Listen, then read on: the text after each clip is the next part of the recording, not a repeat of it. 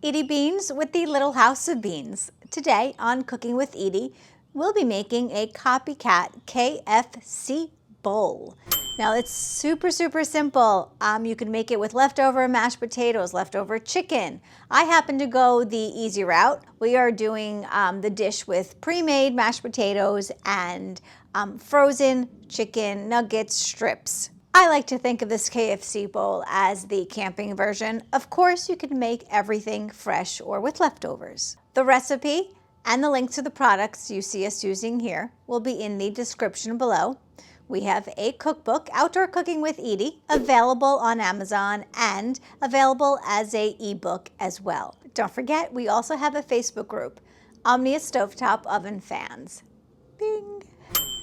If you love the content, love our cooking videos, please subscribe to the Little House of Beans, smooshy the like button, hit the notification bell.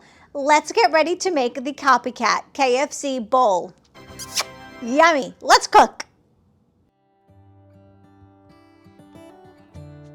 So we're cooking this in the tin tonight because this will be dinner and it is easy to reheat.